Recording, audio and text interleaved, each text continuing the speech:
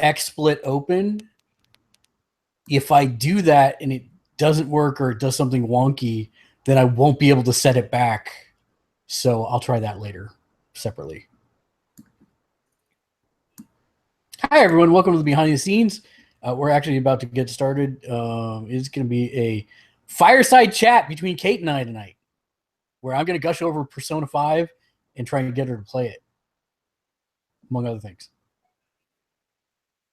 I have to right-click to connect to this YouTube chat. There it is. Huzzah. And news is right there, so we're good to go. All right, let's go ahead and kick this bad boy off. I need to output to Twitch, and we will be ready to go. Just finished up a thing. Got to get everything set up. Be a few, assuming nothing else blows up in the next 10 minutes. All right, we'll give him a little time. We'll start the Twitch feed, the official feed late, and just hang with any homies that may be watching here on YouTube. The tubes of you. How was your week other than gaming stuff that we'll talk about? I didn't do any gaming. You didn't do any gaming? No, not at all. It was all D&D stuff. Well, I guess nice. That's gaming. So not video gaming. Not probably by May 22nd, our Monday night Twitch feed is going to be a cyberpunk RPG. Like a tabletop or a video game? Tabletop. Oh. But the interesting thing is we're using a new system that was developed just for the game that no one is currently broadcasting. It's called the Anarchist system. Is it like and instead, is it a dice system? It does use dice, yeah. But the difference with the Anarchist system is cyberpunk is I'm sorry. Oh, my brain stopped working. Shadow. What the hell is the official? Hold on, I'll tell you in a second. Shadowrun? Brain. Shadow. Yeah, Shadowrun. We're playing Shadowrun, which is cyberpunk. Yeah. So, Shadowrun has been known for like these really complicated rule set and whatnot. Yeah. So this anarchist play style turns the entire thing on its head, and all of the players are the DM. Okay. So how's that it's work? Interesting. Yeah, so we have a DM who keeps things moving along, but he's not solely responsible for the story. He's responsible for telling us certain things, but when it's our turn, we make the story. So you got to be playing with people who aren't going to just skip to the end. You know what I'm saying? So like if there's a problem of a guy is being threatened, by a bunch of orcs in a house, and we just got a call to go save him, you got to make sure that you're not playing with somebody who's like, oh, and we go into the house and, oh, the orcs weren't here. They were in the house next door and the guy's fine. It can't be anything like that. So there's kind of like, there are boundaries to it, but there has to be some inherent trust amongst the players to push the story forward without necessarily butchering the story. So we've been kind of racking our brains how we can make it interactive, and I think we've got the set. I've got this thing for Persona when I stream it right now that's pretty cool, where people who watch, they earn on GL Twitch points. GL points, and so they can spend 30 GL points to have me spend time with a specific person or do a specific thing in Persona, and they get to say what it is, so it actually impacts the playthrough. So we're going to do something similar, maybe give advantage on die rolls to people, almost like if they spend X number of points. Bardic inspiration sort of deal. Like, and I'm going to use the chat as since I'm playing a Decker, I'm going to use the actual chat as what I'm seeing online. So I might take story clues from the chat. So we'll see how it works. Yeah, but that's the idea, is kind of make it interactive and do it that way. And that's going to be starting on the 22nd. I think it's going to be called Shadowledge. So is it all like people in your area sort of thing that you're playing with? No, we're doing like this. So, but we're going to be using okay. Fantasy Grounds to facilitate. And yeah, I see a wild Matt has appeared. Howdy. If that ends up working, like maybe we could have like a D&D one too. Well, the issue becomes that there is only one of me, and I do not have enough time to go around as it is. But I'm open to doing as many as we would like. We have 3 different channels for that type of stuff, so I'm totally down with it. So if you want to run something like that, you're more than welcome to. And we can figure out the logistics of that. And I'm happy to like share all the stuff that we're doing through XSplit so that you can replicate that as well. I have if we were going to do it, I'd maybe want to do it through Twitch or Facebook Live, because just of you, like, especially with what is happening on YouTube now, I'd prefer it maybe just because when you play, sometimes expletives come out when you get like right excited and stuff when you're playing like a D&D session. Well, so that's a me thing. That's not No, it's actually a YouTube thing now. People's channels are getting shut down. They're starting to really get into it now. Yeah. All right, so let's start the Twitch chat. All right, so it'll be 2 seconds, and then when I'm talking, we'll be live on the main master feed. So stand by.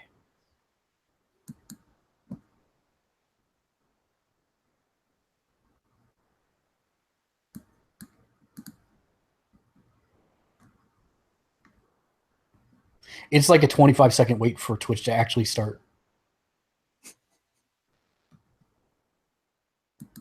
I just pull it up now all the time and watch until it actually cuts to me, and then we start the show.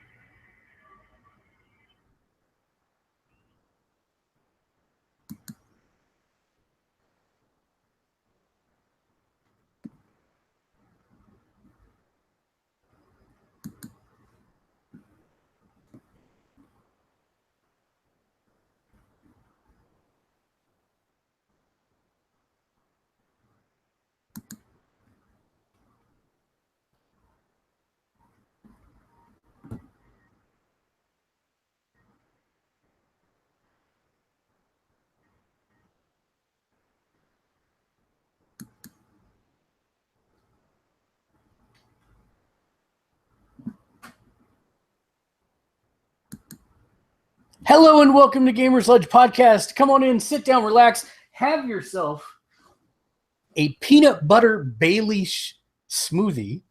My name is Mark. I'm one of your hosts for this crazy ride we call Looking at What It Means to Be a Hardcore Gamer, a conversation among friends and a look at the video gaming industry. Joining me tonight, all the way on my far left, from the farthest north to south, it's Kate. Hello. And joining us next to him is the man from a little bit further south, but not much. It's Matt.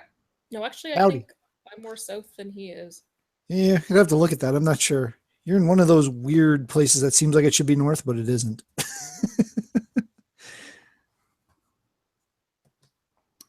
We have so much to talk about. Yeah. A ton of different things. I mean, there's a lot. But welcome to episode 246.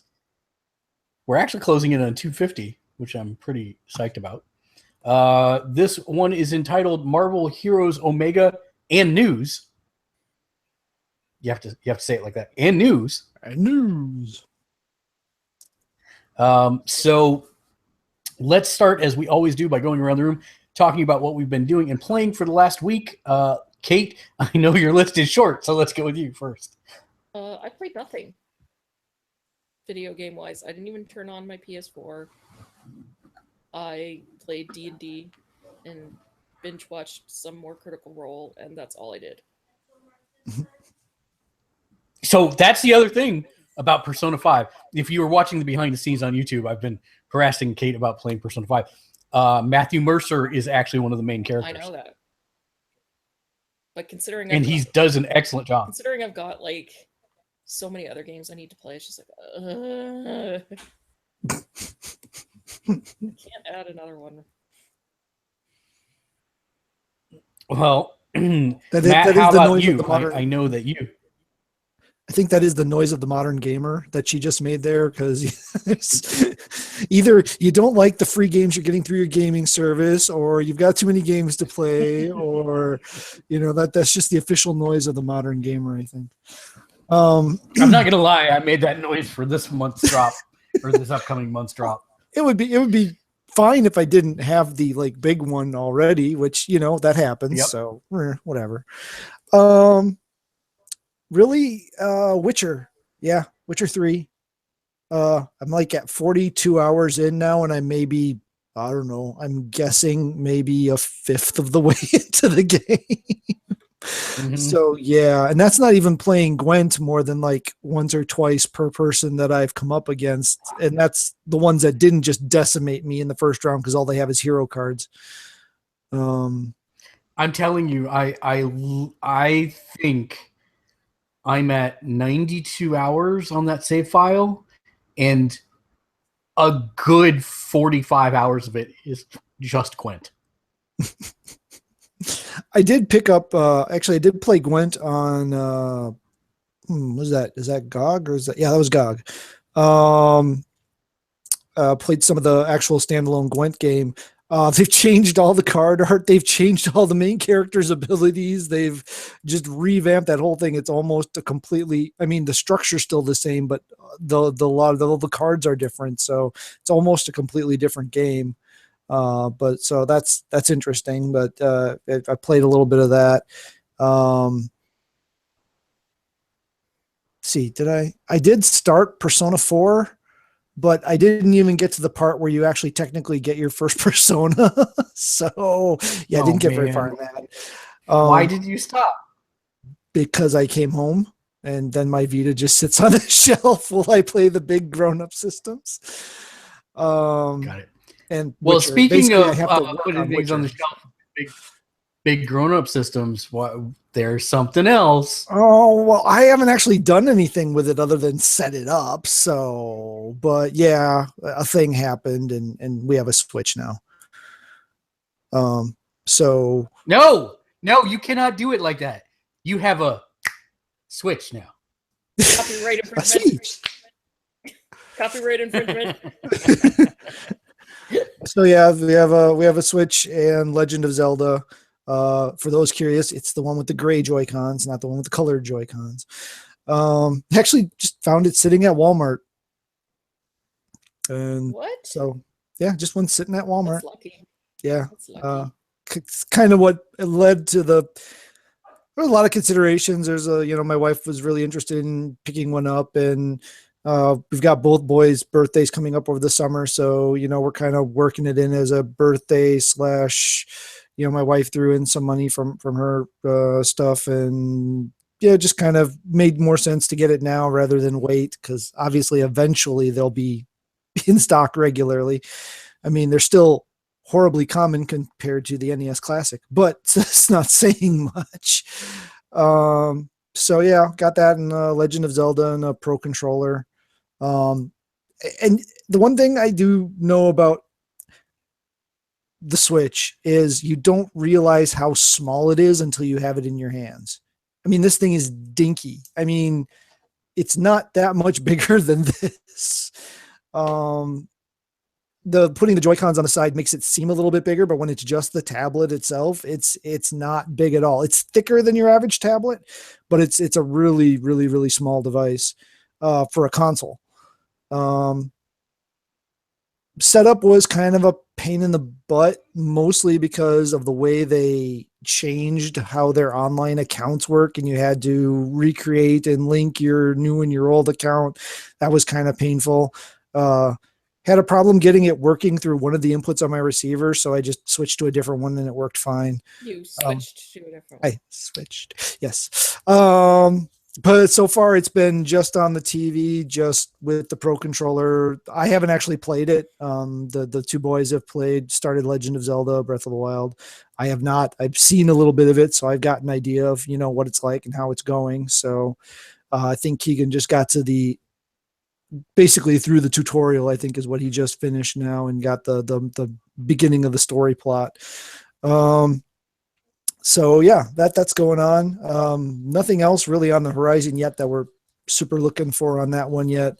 Probably Mario eventually when it comes out, but nothing that we're itching for besides Legend of Zelda. So that was a big deal. See, yeah, there's that. That's it. And I feel like there was something else that I played around with, but I can't put my finger on it. It's been a lot of work.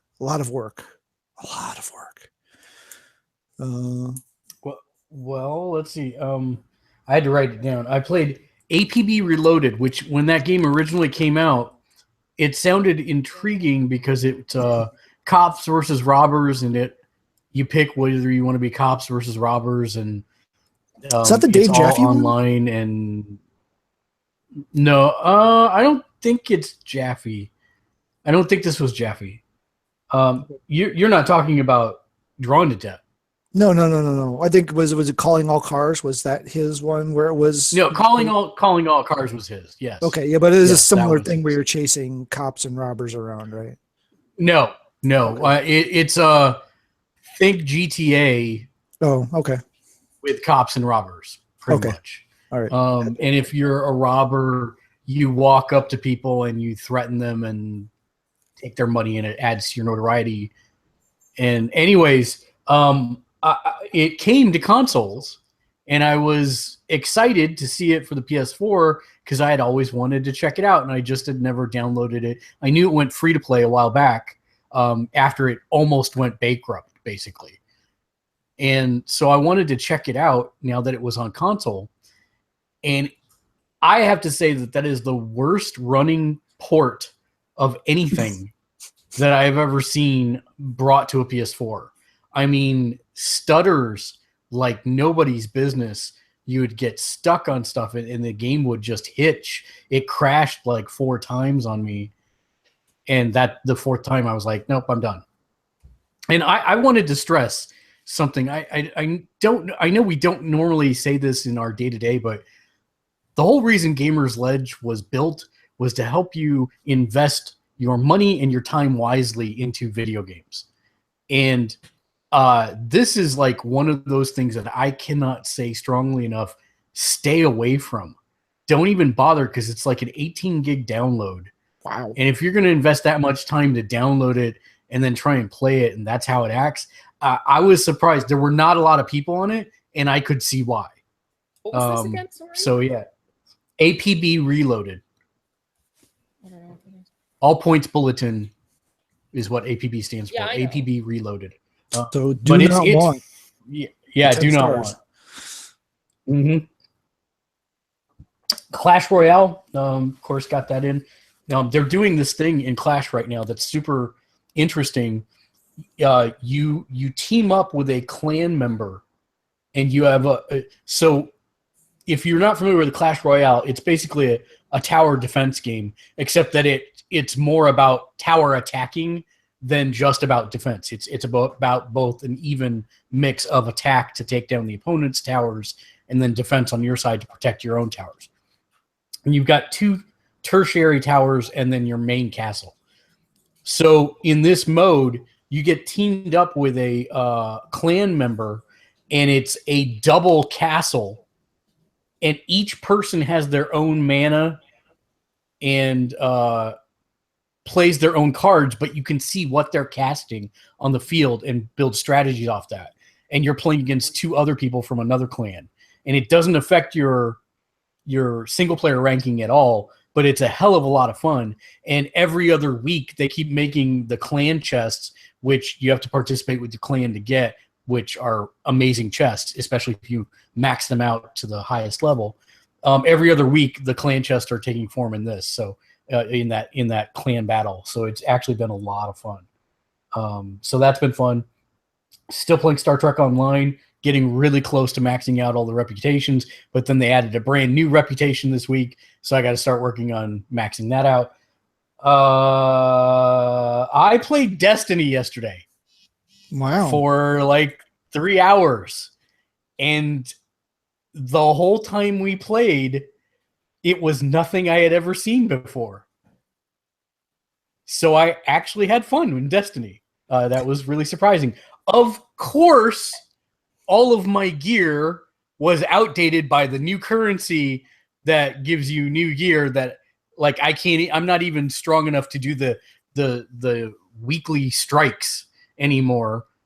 But we're working on that. So Tuesdays will be Destiny night, it looks like, for a little while. Now, are they still doing the unlocked everything so you can get all the trophies and achievements and whatever before 2 drops, or is that not started yet, or is it done already? What do you mean? I mean, there was the plan that they were going to unlock all the old Vault of Glass, all the old raids, all the old things, so that if you didn't get something before, you could get it now. Yeah, I believe that is already done and in there. The funny part was, and you could hear this or see this on the stream last night, is I booted up the game and immediately said pre-order Destiny 2 for early beta access, and I'm like, isn't this the early beta? Come on now. That joke never gets to, yes, it does. Yeah, it never gets old. But yeah, actually, I had a lot of fun, and I don't think the joke would get old, except it's just going to be replaced by a new form of joke that renders the old joke obsolete. Pretty much. So yeah, I'm thinking I will actually probably pre-order Destiny 2 because John managed to stay up for more than an hour to play last night, which was like some kind of miracle feat since he's not done that in ages. But as soon as I get on Destiny, he's all like, "You ready for another round?" And I'm like, "Oh, okay. I see how this works." Okay. I have been playing a metric F-ton of Persona 5. I think I said on the last podcast last week that I thought I was doing the last like main story mission. Yeah. No, I was not. I still have a third of the game to go. So I'm at 90 hours in and I've still got a third of the game to go. And the crazy part is I am not grinding at all. Like so they have the main mission, but they have these side missions. And some of them come from you interacting with people, but there's also a website that people vote for things for you to do, and then you take them on as side quests. And so there's the main story dungeon, but then there's this mega world dungeon. That's the easiest way to say it. And you go further and further down in this dungeon to go complete these quests. And that's all I am doing. I have not spent any extra time grinding, and I'm still evenly matched with the story content. So I'm pretty surprised by that.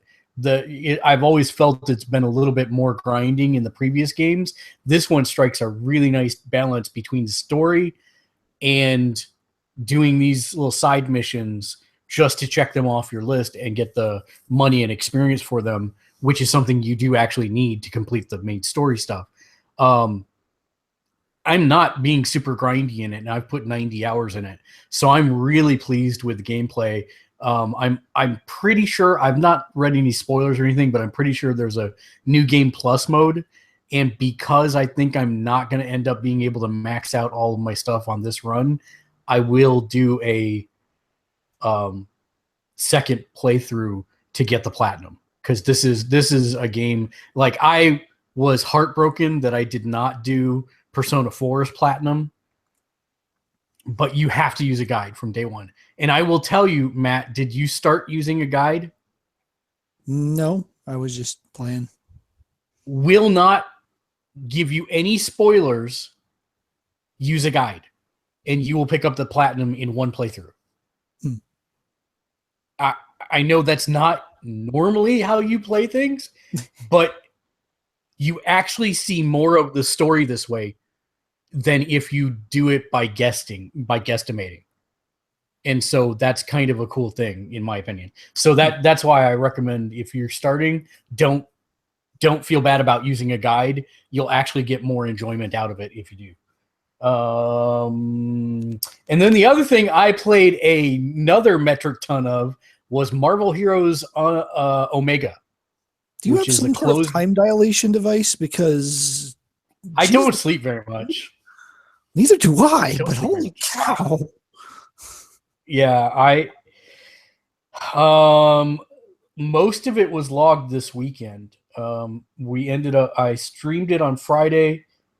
I didn't stream it all over the weekend, but Saturday, I think I probably put 12 hours in. And then Sunday, I probably put another 8 hours in on it, much to my family's chagrin. But, sometimes you need a gaming recharge weekend, and that's what this fell under. But I will be the first to tell you that when Marvel Heroes debuted on the PC about, 4 years ago, I think, I loaded it up, and it was a billion Wolverines. They had Wolverine, Spider-Man, and I think Captain America. I think those were the only 3 playable characters. And so it was like this screen spam full of Wolverines, and that everyone was just friggin' Wolverine. And I'm like, this is the dumbest thing ever. And I remember playing it, and I didn't really like it very much. And I'm like, and I put it down, and I never went back to it. You can tell that they've done a ton of work to the game now. This is basically a Diablo clone with a Marvel skin on it. And their monetization formula is a little unique in that you actually pay for the characters. So you can, the way this closed beta works is you had to buy what they call a founder's pack of some set of characters. I bought Deadpool, and that was $20. That's normally what on the PC, what they charge per character is $20. And if you buy them in packs, like for example, if you buy the Avengers pack, you get like 6 characters, but it's $60. And that's just to get into closed beta. Then when you're in the game is free to play. So when it launches eventually in its actual form, it is free to play. You will not need to pay any money to play it, with a caveat of all characters will be playable, but only up to level 10. And once you get to level 10, you will need to pay to unlock one to play further. And so they actually have a really nice roster. Now, I did note that some of the PC characters are not here on Omega. I'm guessing that there will be more at launch, and then they will trickle some more in over time. But they have a pretty deep roster. And the interesting thing is that all the characters, although it's all the same buttons to do things, they actually feel like different characters. Case in point, I'm playing a lot of Thor. Thor is my main character, and he's a pretty much a melee character. He's got a few ranged attacks, but they're not great.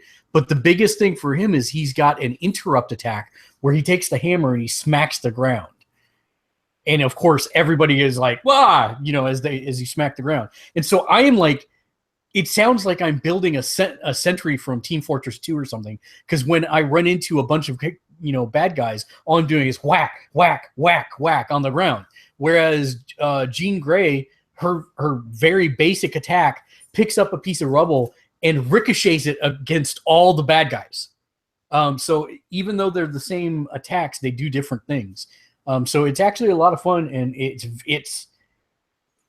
nearly identical to Diablo. So I was very surprised at how much I enjoyed it. Also the nice thing on the consoles is that they have couch co-op. So you can have two people playing locally and play online with other people. So that's kind of nice. That does mean that you have to buy another character to let them play past level 10.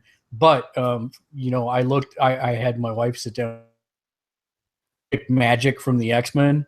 And so now I basically have three characters now. I've got Thor, Deadpool, and Magic. And I'm actually debating buying Jean Grey because I've enjoyed playing her that much as well. So it's kind of interesting. It is still going on now. If you want to get in on the closed beta, you can go do so. Deadpool and Spider-Man are the two cheapest packs at $20.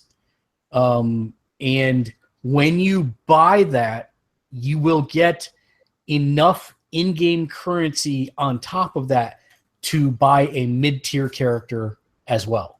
So, for example, Thor was my mid-tier character, and I picked him up for the 400 Spark, which is what they call the Eternal Spark, which is the in-game currency. So you get 400 of that off the bat, and I think they gave you 900 of the currency that you would normally have to pay real-world money to get. So I think you had the ability to unlock 3 characters with the Founders Pack, if I remember right. I, of course, didn't do that. I spent my real-world money on inventory expansion, which I should have actually saved it to buy a character, but that's okay. Matt, you look perplexed and deep in thought. Nope. Just That's the way his face is. Just staying away. Just yeah, no, that okay. Even if I weren't on the year of no new games, it that still wouldn't. No, $20 a character. That's crazy. No. It's not. Well, they do sales and stuff, but so even if somebody gave you a PSN card with $20 on it, I'm playing. I don't. I think he fell off the internet just to dodge answering the question. Oh, I'm here. There you go. No, it depends on how much Diablo it is and how much MMO it is, right? I mean, that's going to be the, if it's just straight up Diablo, maybe. If it's Diablo MMO, then probably not, because, I keep trying to play MMOs and I keep learning that they and I don't agree. It's exactly Diablo. Okay. Like there's no, I mean, the exact same systems that are in Diablo, where you get different components and then you can craft them into things. I mean, that's in Diablo. So yeah, it's identical. Well, I guess what I'm saying is it a thing where the main point of the game is to actually play the game, or is the main point of the game to get past the game and play whatever crud they've got to try to keep you in there playing forever? No, and that's a good question. The interesting part about it is that as you switch characters, you start over at level 1 and the level 1 story as well. So you will be retreading it if you start a new character. But I have finished the main storyline already with Thor, and I'm now doing patrols, which take me back into. It takes me into new sections of the game that are modeled off of the story missions, but they have different objectives. And there will be just like random bosses that spawn. Like it will say, go to Kingpin's warehouse and kill, like bust up his resources and kill this sub boss. And so that's the quest. But on the way to the quest, I may find that here's Tombstone and Living Laser and Electro. that are terrorizing this section of town, and I can go and take all 3 of them out at once on my way to going and doing this. And it's totally the game is about the loot drops, just like Diablo. I mean, it's exactly the same. So every time you fight a stronger boss, then you get the ability to have better drops, which means that your character gets stronger. And in fact, I just unlocked a new like hell difficulty, if you will, and I still have 2 more versions of difficulty to unlock, but you have to take a test in which it sets you on a mission, and if you succeed at the mission, then you unlock the difficulty. If you get stomped, then it says go play more of the game and come back when you're ready.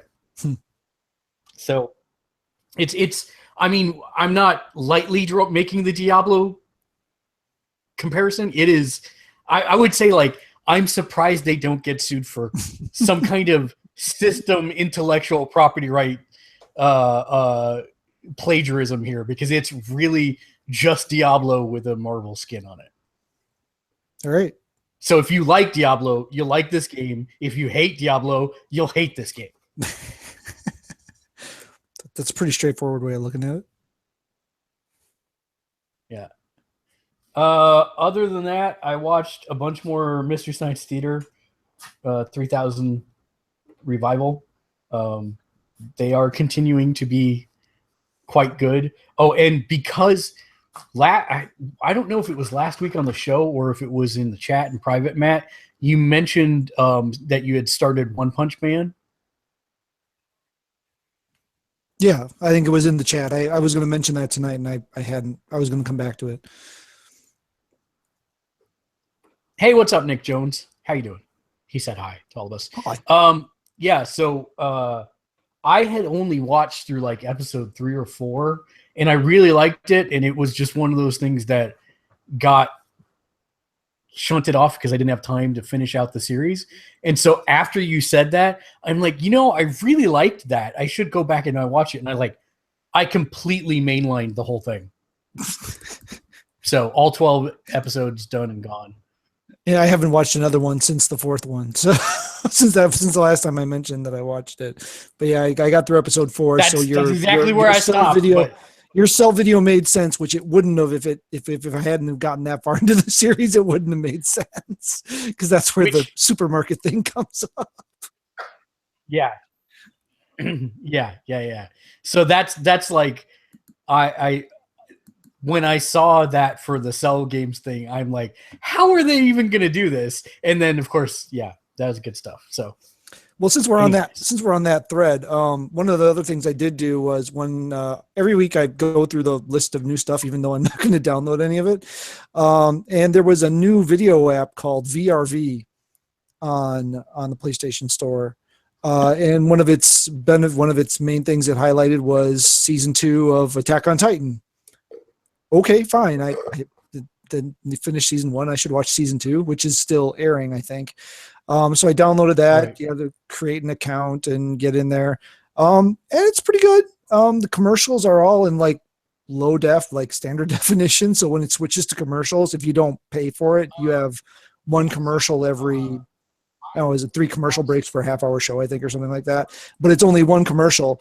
In the case of my sampling of it, it was the same Home Depot commercial, 3 commercial breaks in a row. But it was, the video quality of the show was good. They would have subtitles or dubs, so whichever you prefer. Subtitles, really. But so yeah, actually, that's all I checked out was Attack on Titan. But I got a bunch of different stuff on there, including like Nerdist web content is in this video player for some reason. So something if you're looking for another video player on your place, it's another one to check out. Seems pretty decent. We are having technical difficulties with Twitch. Fantastic. Nope. I had to stop it because it was already gone. Oh, wow. It was a black screen. That's all it was. So you're probably going to have to upload this one. I just restarted it. So we'll see what happens. We'll just use the YouTube again and Warn people. Yeah. Yeah. You're silly. Anyways, yeah. So that's pretty much all I had on my list. Any other things that you guys want to discuss before we jump into the news? Just one other thing I did watch that I forgot to mention is season 2 finale of The Expanse was last week. So Oh, good. That means it should be showing up on Netflix or Amazon pretty quick. should be fairly soon, I would think. Overall, season 2, another excellent. It is the most science fiction show that I have seen in a very, very long time. And it manages to walk that line. You know, we keep getting the grimdark, right? The BSG kind of started that with the people and the settings and everything that were so dark and so critically flawed that it kind of became unbelievable in a ways through. It just not that many people can be that critically flawed and everything not have flown apart at the seams. Game of Thrones kind of suffers from that to a degree too. But this one does a fine line of having a very dark, serious world or solar system, but not being that no hope or that it's overbearing. So yeah, it's a really great show. It does a really good job of that balance. Sci-fi just keeps. I mean, I think next week they cite their next batch of shows. It's like they're just slamming content, and it's by and large really good. So I think Killjoys and Dark Matter start over the next couple of weeks. So yeah, it's just nonstop with the sci-fi content. But yeah, the ending of season 2, not quite the cliffhanger that the ending of season 1 was, but still a solid place. I have no idea where they are relative to the books. I know we finished book 1 in season 2, but I don't know how far into the series we got with the rest of it. Now, having said that, talking to Ian, they've kind of compressed it because characters they haven't introduced into like book 4 or 5 are already in the show. So how that impacts how the future storyline is going to play out, I'm not entirely sure because I haven't read the books. So, but I think, Kate, have you been watching? I know you've read the books, right? I have, but I haven't been watching because I wanted to just wait till the whole season was out. Got it. So anyway, yeah. But you did see season 1, right? Oh yeah. Okay, good. So yeah, very, very good. Very much a show that should be supported. So Nick Jones asked, did you see the Call of Duty World War II trailer? I actually did not. I saw that it came out, but I've not had a chance to watch it. Did you, Matt? No, similar. I was literally doing work till I sat down to do this, so I have not had a chance to. I've not had a chance to view it. I again saw that it came out, but I haven't had a chance to watch it.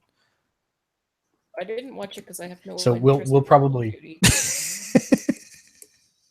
Yeah, it's true. I actually like interest in Call of Duty.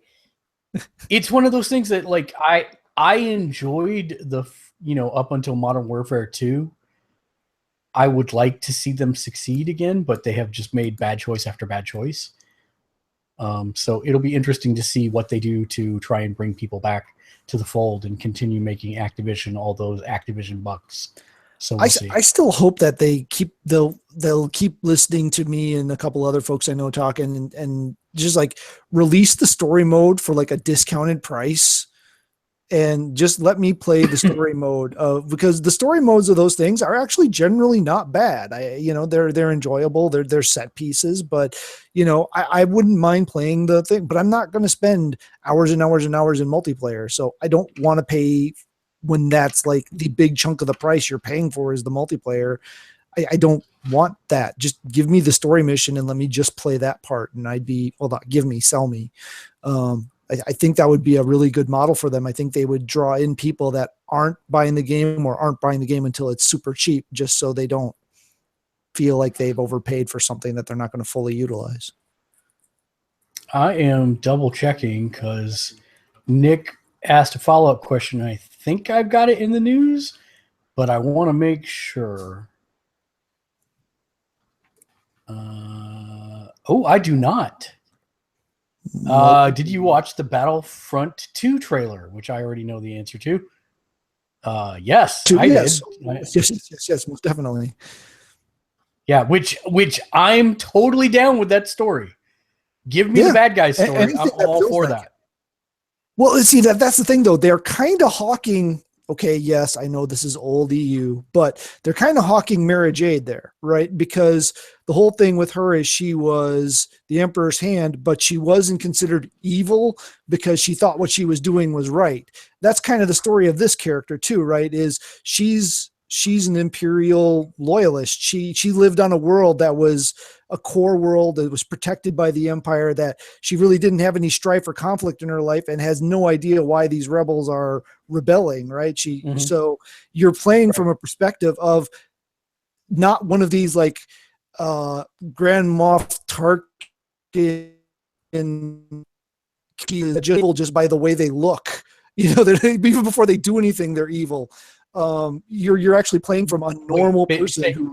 Say that again from Grand Moff Tarkin's something. You kind of sped up, and I missed all of it. Just that it's not one of these like just caricatures of evil. Like Grand Moff Tarkin, just by looking at him, you knew he was a bad guy. He was evil. He was vindictive. You just knew that just looking at him. You didn't even have to do anything. And that's not this person. This is a normal person who honestly believes that the Empire is a good thing and fighting for what they believe is the good guys, right? She literally thinks they're the good guys. And so that's a real interesting perspective that we haven't really seen much of in Star Wars. They've started to do a little bit of it, like Rogue One kind of got into the contrapositive, I guess, of that. But yeah, I just my only concern for that storyline is that she slips from naivete into religious zealot, and because that's the easy story to tell, and I don't want that. So I'm very interested to see how they choose to guide that story. But I'm super excited about it. I actually enjoyed the first Battlefront a lot, even though it didn't have a story mode. It should have. It was pretty. It was fun. So I'm down for a second one. Yeah, what they can do with the Frostbite engine is just ridiculous. Yeah, and Star Wars is not my favorite like purview to play in, but I'm all about The Force Awakens. No, I'm sorry, Force Unleashed. That was like one of the greatest stories they've ever told, and I think that this to me, there's something in it that has the same hooks as that. So I'd be interested to see how they play that out. And it's filling in a canonical black hole, something a period of time we know very little about in the new Disney universe. Yeah. There's going to be Mickey Mouse ears. I'm just telling you. I'm sure there will be some. All right. So let's get to the news. There's quite a bit from this last week. Twitch has announced a new affiliate program for non-partner streamers, which would even include us. But they didn't give exact timeframes for when that's going to occur, when they're going to start sending the emails out. And the funny part is I'm on several Discord chats here in the Bay Area, and everybody's like, did anybody get any emails today from Twitch? And everybody's like, no. So yeah, people are looking for it. That's kind of cool that they're going to do something for people who are not full partners.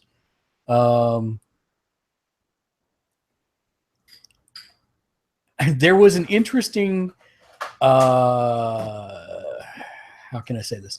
There was an interesting article discussing virtual reality and the reality of it 1 year later. We're now in 2017. What the expectation was versus what the reality was. Obviously, sales are still running behind what the original forecasts were because it's not mass media adopted yet. And that actually ties directly into the a piggyback story about PSVR not doing very well in Japan. So in Japan, it turns out that only 100,000 units have sold there, which for a company or for a country that is very technologically savvy and oriented, that's not the greatest numbers. Now, Sony says that's fine and was about what they predicted or forecasted to sell through there, with the expectation being the bulk of sales happening in America, which is exactly what did happen. But still, I mean, I'm excited about VR, but I don't think I've ever said, or I hope I've never conveyed, that I think that this is anywhere near mainstream adoption. It's still way too expensive. It's still even the requirements for it, of space for the full VR room scale experience, which is what I would recommend if I was going to promote to anybody. It's the fact that you're still tethered. All of these things. This is the first year of VR. I think within the next 2 years, you're going to see it go wireless. I think you're going to see a whole ton of products that will enhance your immersion into the experience. And I think you will see products figure out the problem that Vive has already solved for, but in a different way. And that is having the 2 lighthouses across your play area so that it can detect where you are in 3D. I think we're going to see some kind of... I've seen some interesting things that people are proposing with sonar being projected from the headsets so that it maps constantly around you, with the headset being the source of the mapping, so it can detect as you move forward, backwards, left, right, etc., as opposed to having to put sensors that are stationary that show where your position is. Because there's a lot of things to solve for, but I think that what has been borne out from the numbers through Steam and delivery channels like that, where we can see how many sales have occurred or estimate how many sales have occurred, is that you have a very voracious fan base that if you do a good job with something, they will monetarily support it. And since those numbers are known, that means that more and more independent and full-size studios can make a prediction of what they need to break even in creating a game for that market, because it is such a small space. You've got people who do a really good job launching a game, and the penetration rate for sales is huge. It's up in the 70 to 75% range. If people really like the product, they will tell others about it, and it's kind of a close-knit community because it's so small. So that's kind of the interesting thing.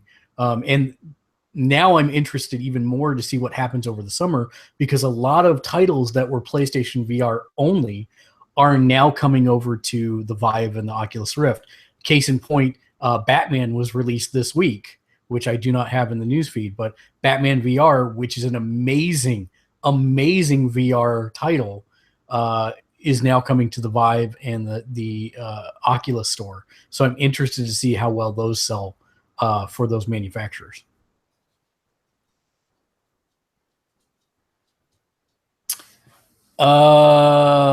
Nathan Fillion was going to be in Guardians of the Galaxy as Simon Williams, playing the part of Archon, which, if you're not a comic person, that it's pretty deep down the rabbit hole, but it's awesome. But apparently it was cut, so we will not be seeing that in Guardians of the Galaxy Volume 2. The Archon cut is the deep one. I mean, the rest of it is yeah. Someone might get, but it's super deep. It's super deep. That's ridiculous. It's hilarious, is what it is, and I'm glad they did it, because it exists in some form somewhere. We'll get it on an extra DVD release eventually. Probably. Final Fantasy 15's next free update was revealed. They're going to be doing time quests and rewards. Yeah, they're going to be. Yeah, I mean, that's nice if you want to do that kind of stuff. There's a new PlayStation 4 Pro mode called Stable Frame Rate and Comfortable Play Mode. meaning it's been broken up until this point. Yeah, that's pretty much it for that. Call of Duty World War II was announced today, but none of us have had a chance to look at it. City Skylines is now available on Xbox One, which is kind of interesting. That's actually something that I could see being a system mover for them, because if you're looking for diehard sim fans, most of them have to invest in a computer. This is the first time I've seen something like that come over to a console release. Stevens College becomes the first women's school with an esports scholarship, and they are putting together an all women's varsity Overwatch team. I think we were born like 30 years too early. We could have all been. No, I maybe a few years too early, because I'm never going to be good enough to be on a varsity esports team. Yeah, but you practice if you could go to school for it. You also would have the reflexes of someone 20 years younger. That's true. That's why I said we're a little old. Dota 2 is doing something very interesting. Like, we don't talk about Dota 2 and League of Legends on the show very much because none of us really play it. We're not hardcore into it. But one of the things that I have known has been a problem for a long time, especially in Dota 2, is that people will make a new fake character and use it to practice or troll newbies with within the environment. And so now they have said, hey, this is a real problem. We understand. So if you're going to play ranked matches, you will have to register your phone number with them, and you will only be able to have one account per phone number. Well, then you could just make up a fake phone number. Wow. Well, because they're going to verify it. Oh, okay. So, I mean, yeah, so you can only have one registered for ranked play. That still doesn't do anything for, friendly, casual stuff offline, but I think that's an interesting thing, and I'm hoping that will cut down on alt bashing, because it's apparently a very big problem. Not that is the happiest fun club ever on the internet to deal with anyways, but I hear that's made it a lot worse as of late. What? You mean in Dota and League of Legends, everyone isn't super friendly and inclusive? I'm shocked. I can't. So my oldest has had a friend over who's gotten him into playing Smite, and every time they make some, he's over here every a couple times a week, and they're at the table playing Smite and the PC, and they'll say something like, "What is that guy doing? You don't use that character for that." This is white people players. Constantly, well, they're not on headsets at least, so they're just trash talking to each other, but still, it's funny. NPD numbers came out, and this is actually pretty interesting. The top 10 games for March, number 1. Anyone have a guess? Games for March. March. Zelda. Not number 1. Is it some cell phone game? That is number 2. It is not. This is NPD, so it will be a console game. Well, it can't be. Right? No, it shouldn't be still Horizon, because it wouldn't be above Zelda. No, Horizon is number 4. Oh no, just tell us. Yeah, Ghost Recon Wildlands. Really? So the Ubisoft online co-op game that everyone has kind of discounted, which I said is fun if you play it online with people. That was the number 1 game for March. Legend of Zelda Breath of the Wild was number 2. Maybe Zelda. Mass Effect Andromeda maybe Zelda would have been number one if they'd actually made enough Switches for demand, but whatever. Yeah, pretty much. Yeah, that's what I'm thinking. Mass Effect Andromeda was number 3, which was surprising to me because that game has a lot of negative. Yeah, I guess no press is bad press, huh? Yeah. Horizon Zero Dawn at number 4, MLB The Show at number 5, which I'm sure they're super happy about. Yeah. And then the crazy part is Grand Theft Auto 5 still at number 6. That's ridiculous. For Honor at number 7, NBA 2K17 at number 8, Nier Automata at 9, and then Call of Duty Infinite Warfare at 10. But the interesting thing was that even with those numbers, Kate, the Nintendo Switch had the biggest hardware launch for a Nintendo platform since 1995. And the second biggest launch for any video game platform since 1995. 64 was before 95. 64. So it launched in 1995 then. It had to have been Nintendo 64. 64 would have been right around 95. Yeah. Yeah. Oh, it says that that was when NPD began tracking that category. Was 1995. Okay. So there you go. Yeah, the wasn't Nier the one where like in the European at least zone it was number 1 like in week 1, and then number 2 wasn't even on the charts because everybody who was going to buy the game had bought it already. Yep. Yeah, so that's an interesting mix of games, but just a little Ghost Recon has thing for news. Finish what you were going to say first, though. Well, I was just going to say Ghost Recon has kind of silently just been building over the last couple months, topping the charts. So that I can only think is another feather in the cap that pushes Vivendi towards trying to take over Ubisoft.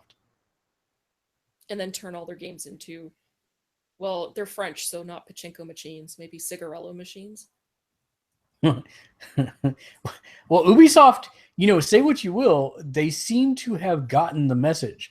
They have slowed down on all of their franchises, skipping a year so that everything's on at least a 2-year dev cycle right now. So it seems like they're making the smart decisions. But we have a story about Vivendi in a little bit, and that takeover. So I'll wait till then. But what were you going to say before, Kate? Oh, just that this week, for Injustice 2's promotion, they've been releasing Shattered Alliances trailers, which are like story mode trailers. This week was the final one, which showed a lot of Brainiac, and it's like one of the best video game trailers I've seen in a long time. And it's to the point now, it's like, can NetherRealm just make the DC movies? Like, the trailer was better than anything in Batman, Superman, or Suicide Squad, and it was just a trailer. I wholeheartedly agree with you. Like, that story mode looks like it's sick.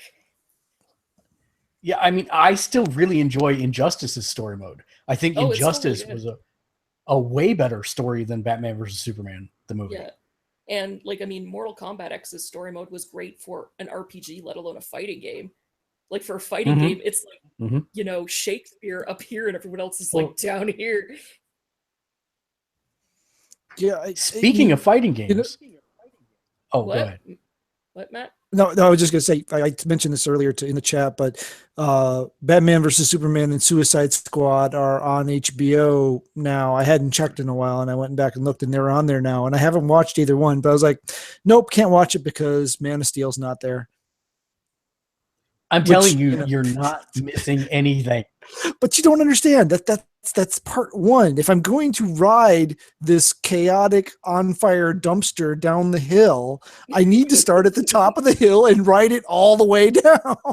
No, you really, really don't. That's what I'm saying. All you need to know is the spoilered ending of Man of Steel. That's all you need to know. I'm telling you, is actually Martha.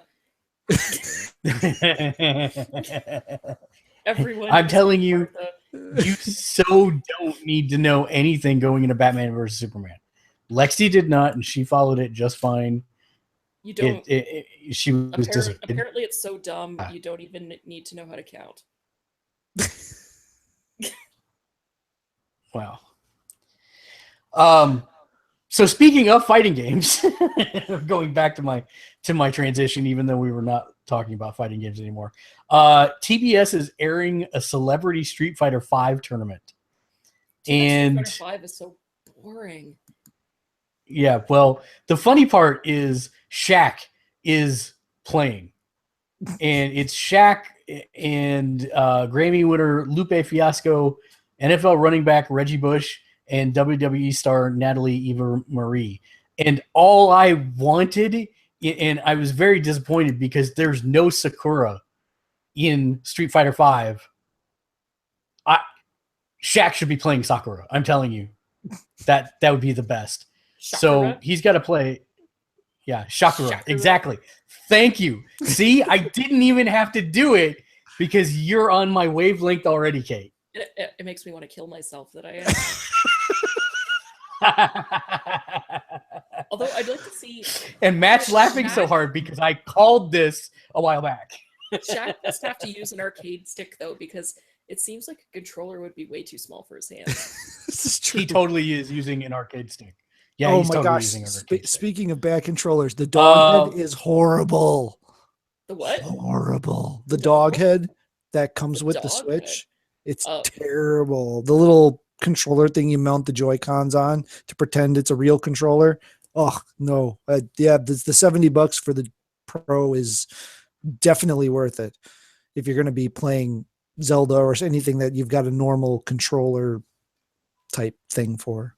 It's like you could totally play 1-2 Switch with your family, except it's like the only time 1-2 Switch is fun is when you're drunk, and it's not like you can get drunk with your family. Okay, kids, you gotta get I don't know about your family, but yeah. This is Wisconsin. I was gonna say we can do that. No problem.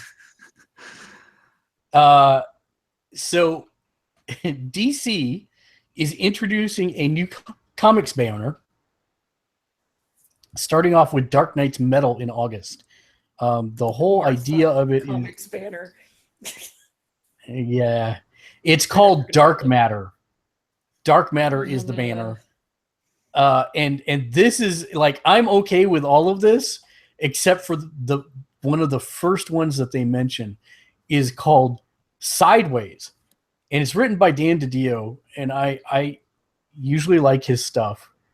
But a teenager comes into contact with dark matter and gains the ability to teleport through the dark dimension.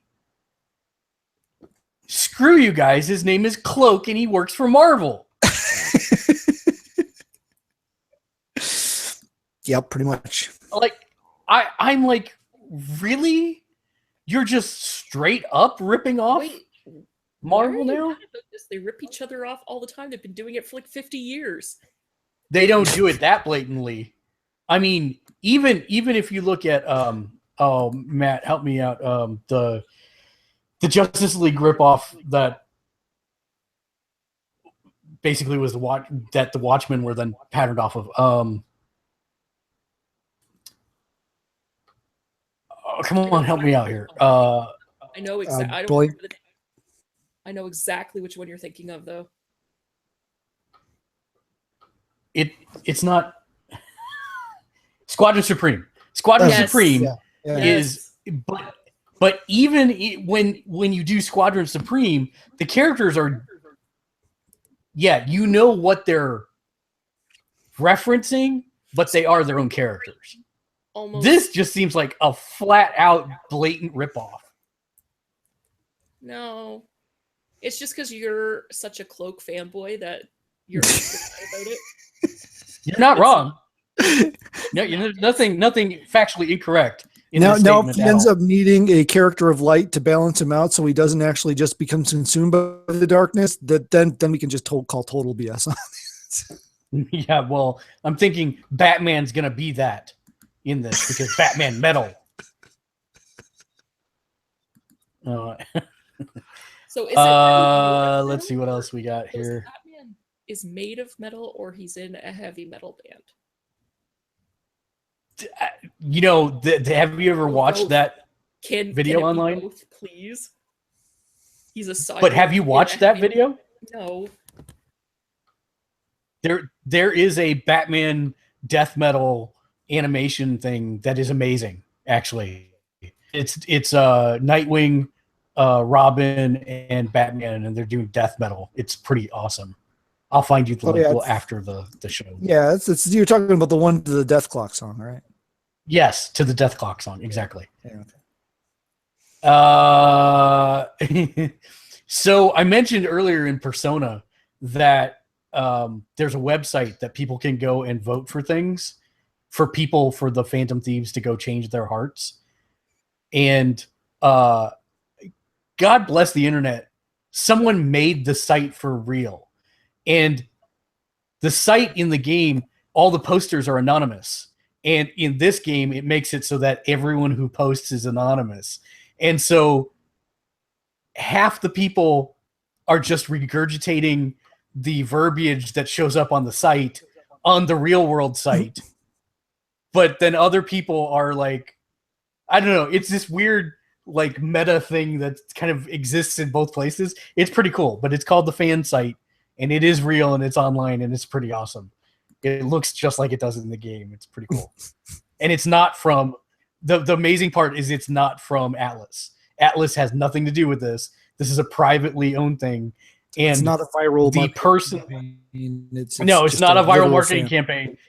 It's a literal fan. And the guy went so far as to register it under the name of the character in the game that is the one that establishes the website. So that's pretty flippin' awesome. And too much time on his hands. Let's see. Razer has finally made their VR headset consumer ready and available to purchase for $399.99. And their warranty, and you're saying, what big deal? So what? The interesting thing about they call it OSVR, is that their license and warranty gives you the right to completely break down the headset to do whatever you want with it, because it is an open sourced VR headset. So if you want to go in and modify the lenses, within your rights to do so. I don't know that it's going to do anything other than, carve out a DIY niche for those folks that want to do that stuff themselves. But at least I guess they've staked their claim in the market, and that's what it is. Now, does this open up the VR market, at least from their perspective, to be like the video card market, where there's really only two video card manufacturers, but then everyone under the sun makes a clone with 200% more LEDs or more? So they're completely agnostic on the part of the video cards. RAM, they don't care. Or bigger. He's broken. He is totally broken. We heard RAM or bigger.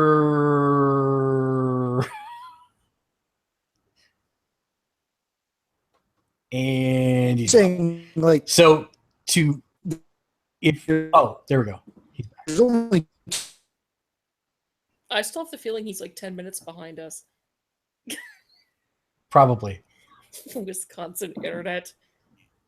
So I'll go ahead and answer his question because I think I know where he's going. No is the short answer. No, this is just another headset, and it uses the Oculus Rift / PSVR method of having a single camera in front of you to track the movement of the headset, but no lighthouses to do full 3D immersive stuff. So in that case, it's just another headset, except that you can break it completely apart and nobody's going to care and do whatever modifications you want to it. Nobody's going to care. Yeah.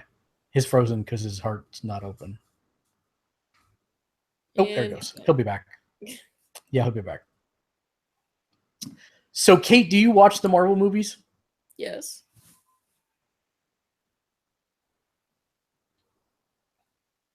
Did you hear my question? Yeah, I said yes.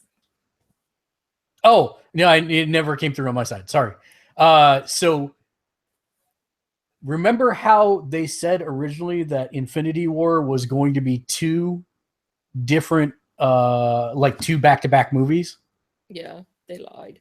And you remember how they kind of walked that back? Yeah. And they said, oh, no, that's not probably going to be the case. This is Infinity War, and then we'll announce the other one later. Mm-hmm. So they clarified that whole mess this weekend. It is now guaranteed that that Avengers 3 and 4 will both be Infinity War. The reason that they are not saying the name for Infinity War 4 or for the Avengers 4 movie is because it is a direct spoiler out of Infinity War. So that's interesting to me. And it really makes me hope that it's the return of Adam Warlock. But we'll see. Yeah, you just... Because I can't think of what else. Yeah, I know. Welcome back, Matt. I answered your question, and we did a bunch more. Cool. What was the answer? So the answer was no. It's just a headset. Okay. So I think we talked about this in the chat, so you may remember, you may not, but Avengers 4 is definitely Infinity War, but the reason they're not saying the name is because it is a spoiler. Yeah, a spoiler from Infinity War, which I was telling Kate, I'm really thinking it's Adam Warlock returns. He'd have to show up to be able Why to does everybody have that No. reaction? Why does everyone have that reaction? Because you Deadpool want it 2. so much, it's not possible to happen. Deadpool happened. That's all I'm gonna say. We have a ton of movie news this week. Movie news was like way more than game news for some reason this week. Merc with a Mouth is returning June of 2018.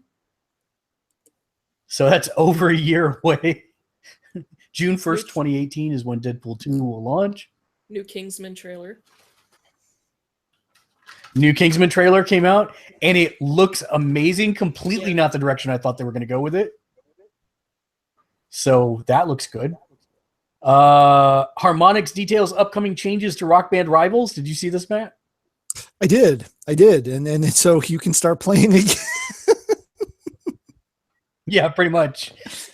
Because my stuff will actually count towards something. Yeah, the big thing what all did is they that say they were revamping? I can... The big thing is they're going to be introducing a bunch of fixes and blocking off a bunch of cheats and stuff that are still out there. I still don't understand why people feel the need to cheat at things like this, but they do, so whatever. But the big thing for the Rivals is they're going to introduce seasons, and your rank so you don't if you don't get up to the next rank, that's fine, but you don't lose a rank like you do now. Like, we haven't played in like 4 weeks. I'm sure we're back down to the lowest tier, which you should play because you can actually get medals for topping out a tier. But yeah,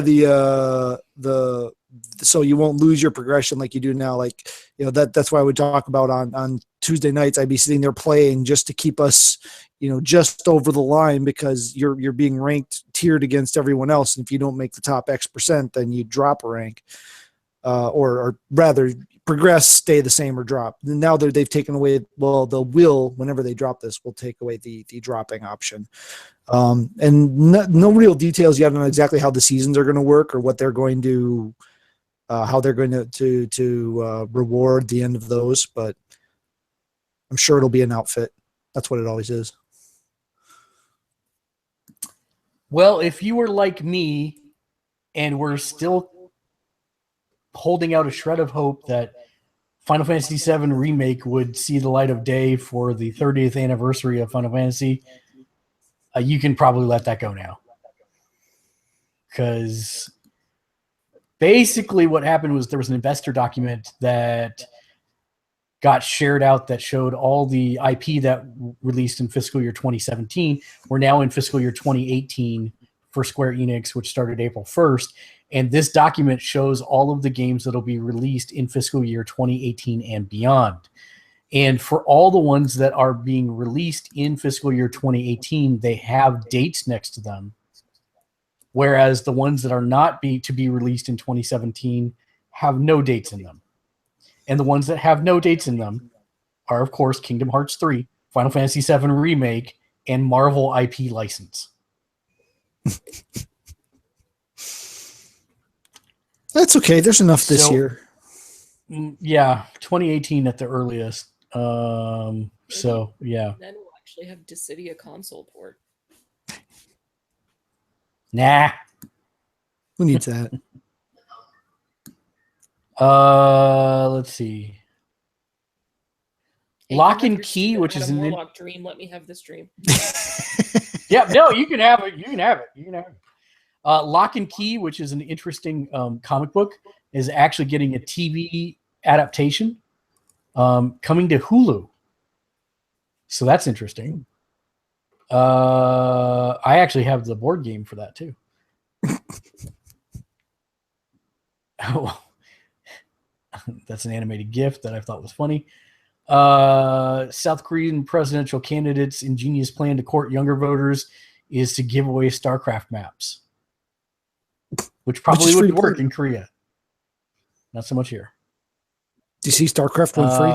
You can now get the original StarCraft for free. Yeah, we covered that a while ago. But yes, it has actually gone. It has happened. Yeah, because they announced it. Yeah, they announced it like a month and a half in advance. But it has. Yeah. The teenager behind both Microsoft and Sony hacks has been put in jail for 2 years. Sentenced to 2 years in prison after. Yeah. Well, the interesting stuff about it, though, was that he made this software and then sold it to other hackers and made like £384,000 doing so. So his work was found accountable for 1.7 million hacks and carrying out 594 separate distributed denial of service attacks against 181 IP addresses between December of 2013 and March of 2015. The crazy part is they gave. Go ahead. I was going to say, that's why once you realize somebody that bought your code is going to use it for a major attack, you put it out on open source so that they can't transaction that you did. You didn't get any of that. Can you repeat it? Sorry. I was to say, this was a tactic that was pulled by another vulnerability writer. The minute you get wind that one of the things you've sold is going to be used in a major attack, you put it out open source so that they can't say that for sure it was from anything you did because you just put it out there open source. Nice. I was looking to see there was a specific thing that they cited. I think it was RuneScape that they mentioned specifically. Yeah, here it is. Basically, he attacked RuneScape. They suffered 25,000 attacks, and it cost the company £6 million to beef up its security against DDoS attacks. Ugh. With an estimated revenue loss of 184,000 on top of that. So, I mean, it's like that stuff's crazy. But it's interesting to see the full data behind a case like that. So, yeah, that's one of the reasons I covered it. Disney was ridiculously busy today on the movie front. They announced the dates for everything, and I mean everything. You want to know when Star Wars 9 is coming out? It's May 24th, 2019. You want to know when Frozen 2 is coming? It's November 27th, 2019. You want to know when Indiana Jones is coming out? Indiana Jones is coming out.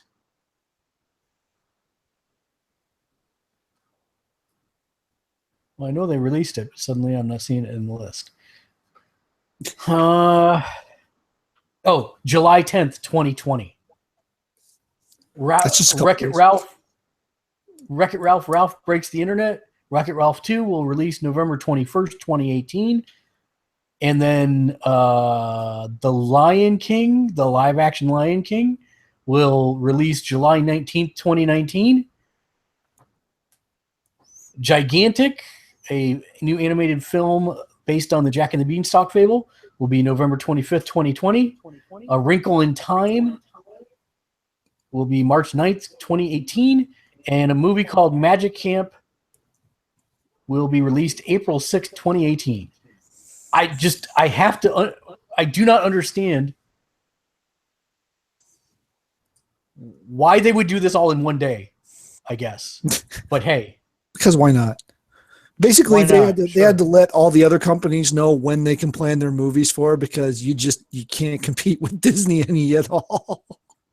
Between Marvel, Star Wars, and Disney proper, it's just like, okay, here's our schedule, and now figure out where you're going to weasel in all your stuff. So, Matt, did you watch Jurassic World? Yeah. Kate, did you?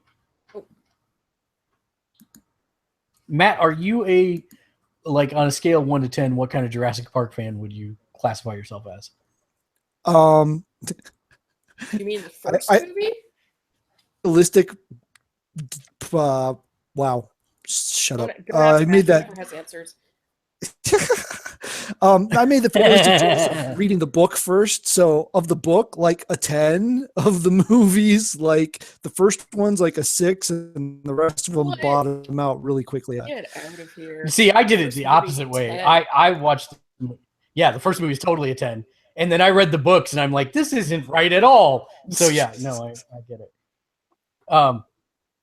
That Jurassic World to me was like a strong 7.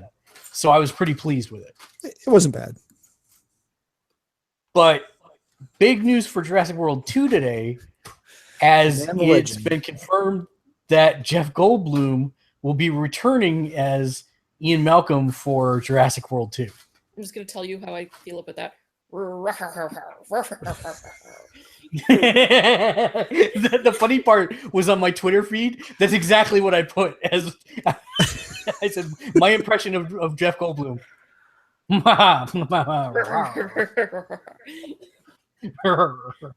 He's having a bit of a regenesis, I guess, between Independence Day and then Guardians of the Galaxy 2, and now this. He's hitting a late stride. Yeah, but see, here's my problem. This is my big worry. If you watched the original movies, the first one worked so well because you had Grant, who was dry as he was the straight man. Malcolm was the comedy shtick.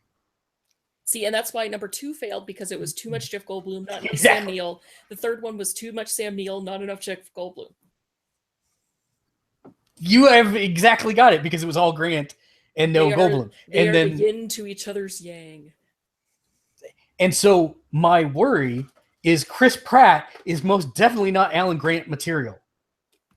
He is comedic relief. And so when you put them together, I'm worried that's too much. So I'm hoping that Grant gets snuck into the movie to balance them out.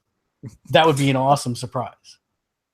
Unless they can manage to pull off the Will Smith Goldblum from Independence Day dynamic, in which case, go.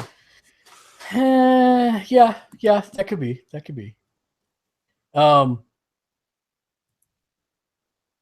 Square Enix has announced more of its plans for the 30th anniversary celebration in Japan of Final Fantasy. They are turning the iconic Tokyo landmark from the Tokyo Tower into the Crystal Tokyo Tower for one night. The Crystal Light Up event will give the Tokyo Tower a Crystal Tower makeover with blue lights. And then you'll be able to watch a 4D battle projection event in the Tower Observatory, mapping the monsters onto Tokyo's night view to fight. Just release all the old games on new consoles. No one cares yeah, I know, right? Anyone who shops at the Final Fantasy 30th Premium Store can get limited edition bags for the series' 30th anniversary with a purchase of 2,000 yen or more. What, $20? It's $20, but still, Square I could hates care money. less about any of this stuff. They Yeah, hate money. they I do. hate it. Atlas came out today and said, "Oh, hey, did you guys think that us threatening to ban your get you copyright strikes against you guys' accounts on YouTube and Twitch was threatening? Our bad. We weren't threatening at all. And let's ease up on the date. It's damage control, but it's still kind of a piss poor apology towards streamers. They did make it so that you can actually stream right up to where I am in the game now, which is November 19th in the game. So They could have just made it so you could stream the whole damn thing. Still didn't unlock the ability to stream it from within the PS4. So unless you're like me and have a capture card, you can't at all. So it's still kind of dumb. I mean, the game's been out for 6 months. Yeah, it's pretty dumb. Matt, why don't you tell us about the fantastic lineup coming for PlayStation Plus in May? You know, normally I would totally have that post up because that's like my thing. But standby one, will I bring that up? No, it's okay. It's okay. I got it. First off, we have. I was just trying to break it up. That's okay. I can do it. I know the first two. So the first two for the PlayStation 4 are Tales from the Borderlands, which is the Telltale's take on the Borderlands story. Takes place where, after 2, I think. Yeah, after 2. After 2, because what's his face is already yeah. So it's widely considered the best of the Telltale. I'm not sure I would go quite that far, but it is definitely. I think on top of their. I think it's the best after Wolf Among Us. Yeah, That's hilarious because all the people in the comments are saying it's the worst one because they got to. Well, that's because it's really good. I agree with the fact that it's really good. It is very good. I'm ecstatic that it's free because I've never played it. Yeah, and I bought it right out the gate because I do like the Telltale games. I'm not in the Borderlands ecosystem. I've not played a Borderlands, but that was yeah. That was no barrier to entry. They explained to you what you need to know, and you go in there and yeah, I enjoyed it a lot. I thought it was a really good entry. It's very well written. It's amazingly well voice acted. Some really good talent in there. The lead is dang it, why can't I think of his name?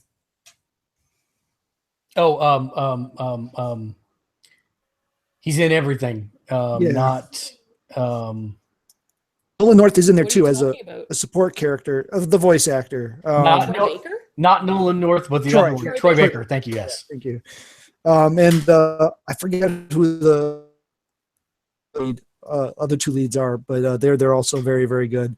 So yeah, it's a great entry. I mean, if it's not your kind of game, yeah, this is not going to convince you otherwise, unless you're just really into Borderlands, in which case you might really get into the story of what they go into here, because it's actually really interesting, even not knowing much about Borderlands. And in fact, I think it's a great entry for people who aren't familiar with Borderlands and have never played it, to the feel and sense of humor of the Borderlands universe, because that's it. I mean, they nailed it spot on. It is someone who's played all of them, it's spot on. And the art style works very well for that as well. So it really lines up well. So yeah, that's a great entry. I would say, try it out. And it is the full season. I did see a lot of that in the comments was, oh, it's just the first episode again or whatever. No, it's not. It's the whole thing. It is the entire game. So, yeah. And the other one is Abzu, which is one of those I would look at, and I still can't figure out what it is, other than it's about 3 hours long, and it's kind of an experience thing. So, and I've heard that it is good. I've heard it often compared to Journey. So yeah, So I'm interested in playing it, especially going in knowing that it is only 3 hours. Right. That's actually like a huge plus for me. Yeah. A huge PlayStation plus for me. Shut up. You're running out of credits here real fast. The rest of the lineup for the PS3, you have Blood Knights and Port Royale 3, Pirates and Merchants. I have no idea what either of those are. And for the Vita, both of which are cross-buy with PS4, so you're getting 4 PS4 games this month. Laser Disco Defenders. I've heard of Typewriter, but I'm not sure what it is. And never heard of Laser Disco Defenders. And as previously mentioned, I was working like literally till the podcast, so I've not had a chance to look any of them up. But see, you will have. I'm not one to like feed the trolls, but this is a pretty weak sauce month in my opinion. For what I mean, obviously, when Tales from the Borderlands are good. Those are 2 good ones, but the other stuff like. We've never heard of all of them. And we're like the hardcore people, and we've never heard of a good. I've heard of Typewriter. I've heard of Typewriter. I just don't know what it is. I don't know. Yeah, I've heard of it. I've heard the name before. If you can't tell me what it is, then it doesn't count. That's what I'm saying. It's like these are like the obscure of the obscure. At least they're not PSP titles. There was a few. We don't know that. We don't know that. No, because it did say on here. It normally would say on here if it was PSP. And I don't think there's any PSP titles that are cross-buy with PS4. We don't know how hard they're working Ryan Clements. So this is true. I'm just saying. It's not the stellar. I mean, aside from the stellarist, it's not the most stellar aside from the 2 PS4 games. And again, depending if you're not into playing all different kinds of games, I get it. All right. It's not necessarily maybe what the thing that you want to play is. But I generally give them a go anyway, just because, except for the PS3 ones, I've not been as much lately. Just hasn't really grabbed me. I think they're lining up for a change here. I think by or at latest experience, we'll see a mix up on how they do these and what's going to be offered. It wouldn't surprise me if they wait till PlayStation Experience. They'll start putting a PlayStation VR game, PSVR game in there. Probably ones that also have a non-VR version, so that the people that don't have PSVR don't get shorted. But that'll be interesting to see if they do go that direction. But I have a feeling they're going to have to switch this up here pretty quick, because of the way the titles have been going recently. See, I could go a very, very dark path with this next story, but I think I'm going to curb my own enthusiasm and just say, what the heck? The game that no one asked for, starring everyone's favorite dead porn star, it's Night Trap, is being released on physical release for PS4. Yeah, Whiskey Tango Foxtrot. That's all I could say when I saw that. I don't get it. Let's take old 90s FMV and blow it up so that it fits on current day televisions. So the blocks went from being this big to this big. Yeah. I'm guessing they're going to have to have cleaned it up somehow, right? Maybe they got a hold of the source video and resourced it. Yeah, I'm looking to see what the old Kotaku says here. It says it's a remastered edition.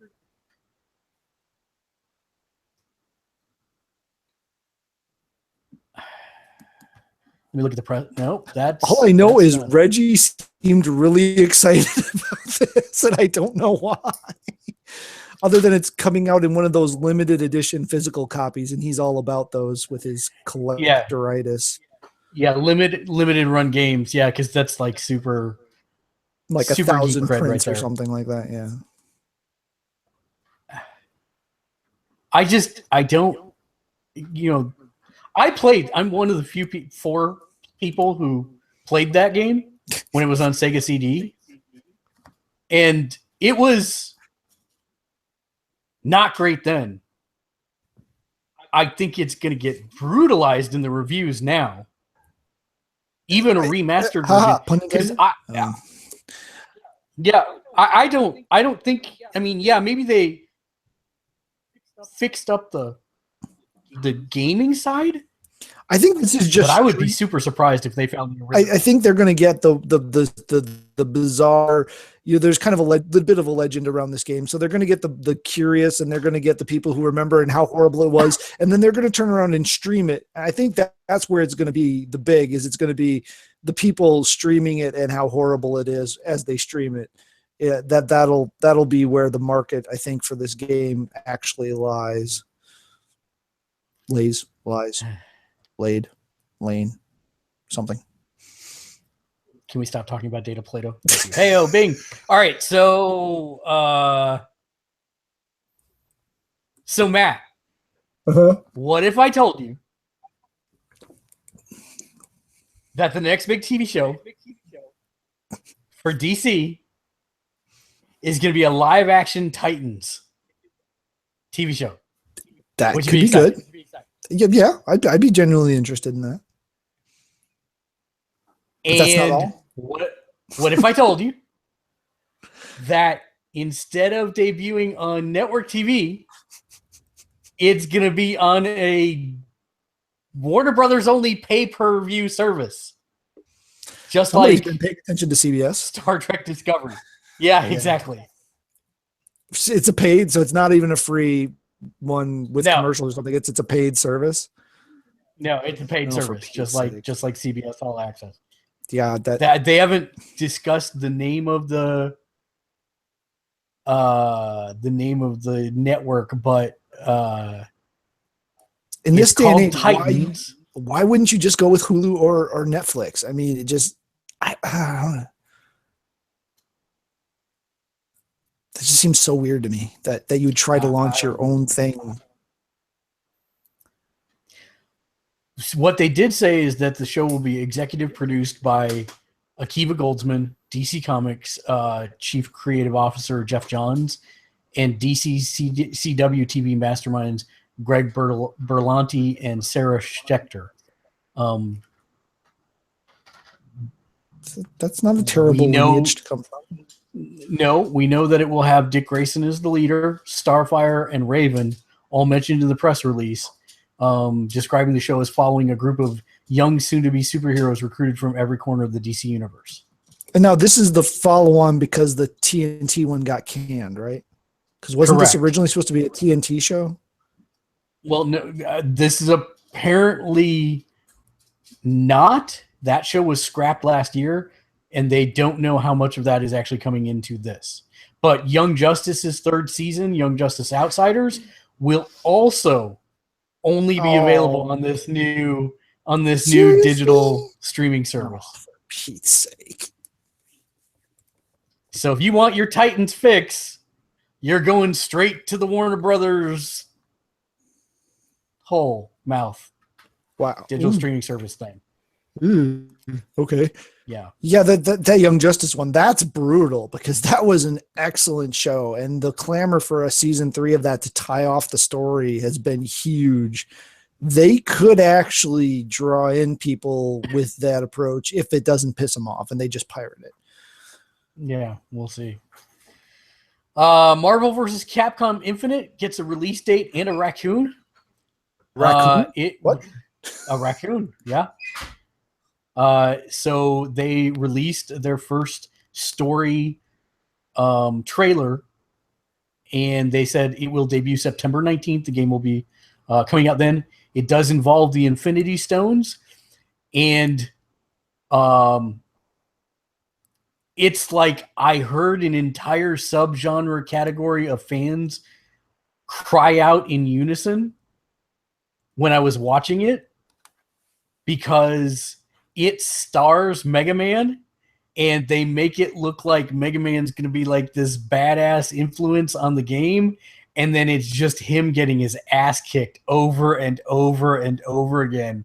And I have to wonder... I mean, this is X, right? Yeah, it's X. And so I just have to wonder if it's Capcom positioning like how they feel about Mega Man still. But think back on the X series. X is always getting his butt handed to him, and it's always Zero coming and saving his butt. But I put the promotional image up on the screen, which you can't really see. It's Ultron basically killing him. That's the screen that they're using as the promotional. No, it's not just Ultron. For the game. Well, yeah, it's Ultron and his. Yeah, I was trying to. It's avoid Ultron and spoilers Sigma. there. Okay, well, yeah, it's a amalgam. Yeah, it's an amalgam of two characters. But yes, so it's like you don't show the team where they're all standing unified with Mega Man at the front. You see the scene where somebody's basically killing Mega Man. Yeah, and I'm like, oh, poor Mega Man X fans. Poor Mega Man fans, because there's no new game on the horizon. There's probably never going to be. It's like, is that a fighting game you're interested in, Kate? No, because I've never been a fan of the Marvel games, really. It's just, it's like all the characters are cool.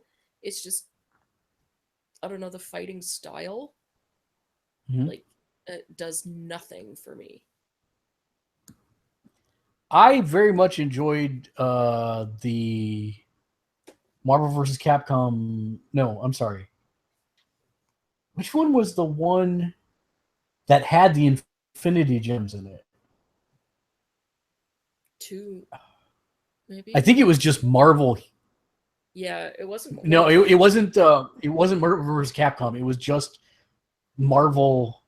Was it Marvel versus X-Men? I don't remember. But they had a mechanic that you could get the Infinity Stones and then you could actually use them, and they did their powers. So I'm interested to see how the Infinity Stones play into this. That'll be interesting.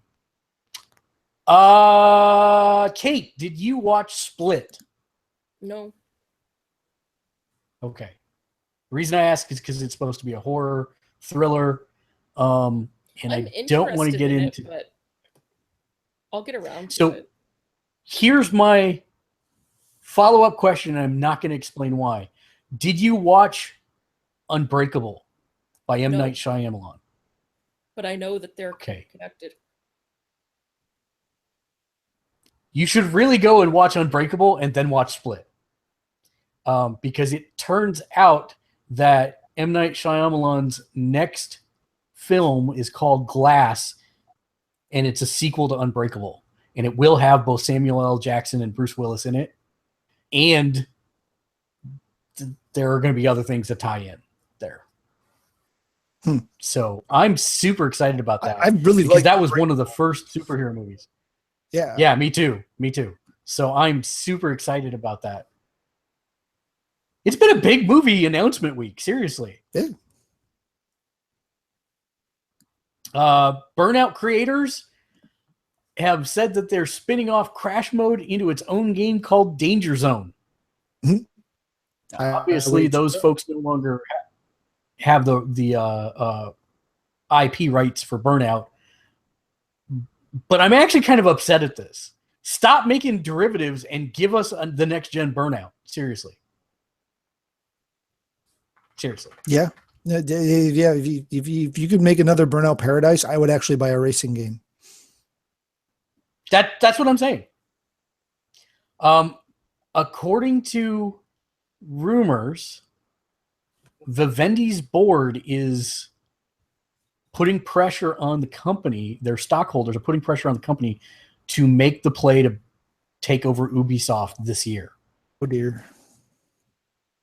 So it will be an interesting next 6 months or so as we see what happens there.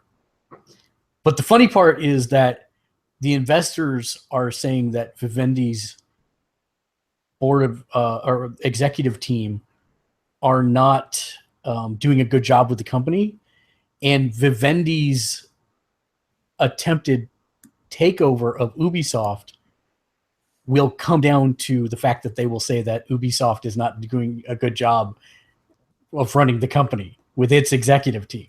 So it's kind of funny that the shareholders are putting pressure on their executive team to use that exact same excuse that they're using on their own executive team to try and take over another company's executive team. Not to mention, I would think that the recent success in Hills would kind of otherwise, but what do I know? Try again, Matt. Again. No, just try again. You were unintelligible. Not to mention. I was just saying. Not to mention. It seems with their recent. I mean, their recent releases have all been top sellers in their time frame. So that would seem to be argument. Yes, it would. Yes, it would. So we've got Nick has a couple questions. Nick Jones has a couple questions for us. What did you think of Guardians of the Galaxy Telltale series?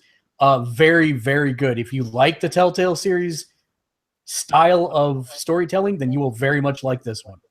Very, very strong first opening chapter. I'd probably give it an 8 out of 10. What did you think of the Cloak and Dagger trailer? Matt, did you get a chance to watch it? Yeah, I knew there was something I was trying to go back. No, I forgot to go back and watch that. Kate, did you watch it? Nope. It's freeform though, so teen angst. So, I can tell you that much without even watching it. it is freeform, so there's a lot of teen angst in there, and it looks a little slow for my taste. But it's hard to tell. The trailer is much longer than I thought it was going to be. Let's start it that way. That being said, because it was so long, it was hard to tell if they were just showing us parts of the pilot or if they were showing us parts of the series past the pilot. There was not a whole lot of superpowers in the pilot. And I'm going to say that her light daggers looked pretty dumb. But beyond that, it looked like the foundation was there, if not a little extra teen angst thrown in. So and my dog has decided to come up and snuggle with me at this point. So sorry. So I'm not saying it looked bad. I'm just worried about the pacing. That's the easiest way. I will watch it because as Matt and Kate pointed out, I am a huge Cloak and Dagger fanboy. They're one of my set of my favorite characters in the Marvel Universe. So I am very interested to see, especially what they do with Cloak, because you can either play Cloak right or you can not. And it's way easier to play not than it is right. So I will be interested to see how they do that. Yeah, I would say your assessment's probably right. Most of the freeform stuff does not take its trailers just from a single episode. They generally pull from the entire season. So my guess would be that the trailer is compiled from scenes throughout the season. Angst, yeah. Even the shows that don't actually star teenagers have teen angst in them. So, you know. Yeah. And I mean, this trailer was definitely focused on the drama, not so much the supernatural. Right. So that being said, they could have taken later probably. Yeah, I'm sure we will, and I'll be much happier then, because this was probably drama scenes from the entire series that they shot, all put together with just the tiniest amount of superhero. I mean, we got to see zero powers whatsoever. The thing we saw was she accidentally hurt somebody with a light dagger, and then she was holding it in her hand, and it looked like a plastic light dagger. I'm like, no, that is not how you do this. No. So we'll see. Well, if it's like Shadowhunters, will have terrible first season effects, and then they'll get way better in the second season mysteriously for some reason. I'm so far behind on that. I really need to pick that up.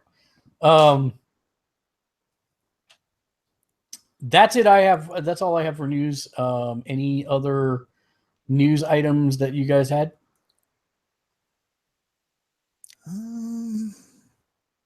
I'm sure there's been other stuff, but nothing that's coming to my brain right off the top of the head.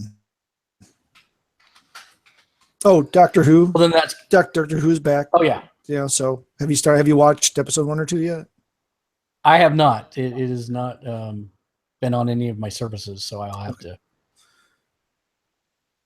Yeah, no, it's doing really well. I think really well so far. My daughter isn't the It's hugest his fan of Bill. last season. You know, Actually, I can't believe you've not gotten on board with new once they sorted out whatever the heck they were doing in the first season. Yeah, I'm fine with him, actually. I have no problems. I enjoyed last season, except for Clara. So I'm glad Clara's gone. But no, I actually don't have a problem with him now. I still don't think he's like the strongest Doctor or the most. He's still the least likable Doctor, in my opinion. But I'd like to see what your take on him is after you've watched the first 2 episodes of this season, because weirdly enough, they're kind of using this season as a jump-on point, even though it's this Doctor's last season, which seems weird to me. But it'll be interesting to see what your take on how they present him as he's presenting himself to Bill. Yeah, and I'm interested in Bill. I mean, she's from the trailers that they released up front. She seems dumb as a box of hammers, but I'm interested because that's not a dynamic that they normally go for, because he normally picks the intelligent, pretty ones. And so I'm actually all right with this for a change of pace. I'm interested to see what they do. So yes, I'm very excited to watch it. So I need to do that, actually. Well, then that brings us to final thoughts. Kate, final thoughts for the week. Why do you always ask me first? This is the part of the show where I'm like struggling to stay awake. It's 1 a.m. here. So I don't have anything. Nothing? Not even play D&D or anything like that? Well, always, but... Matt, how about you? Yeah, I should have had something, I'm sure.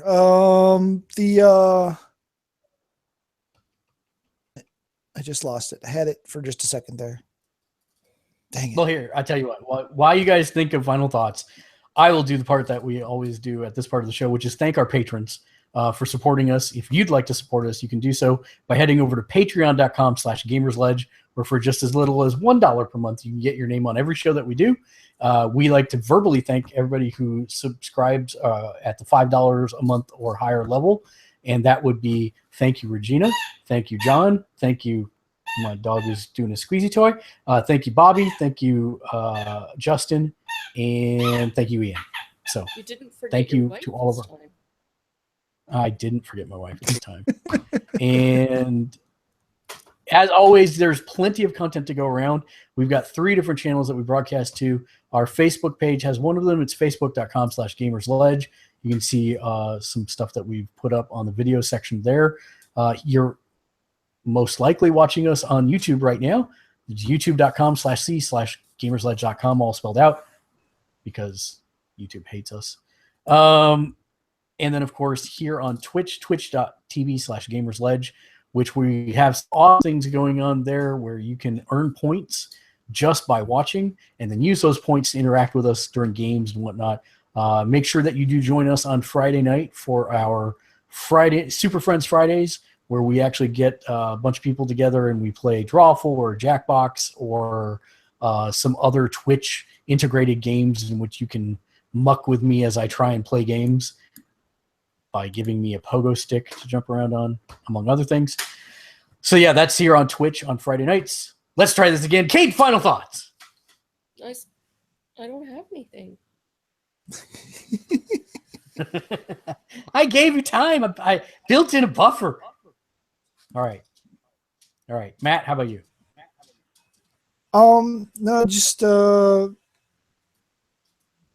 nothing. Sorry, God, I'm so brain dead from work. I don't even know which way is up anymore.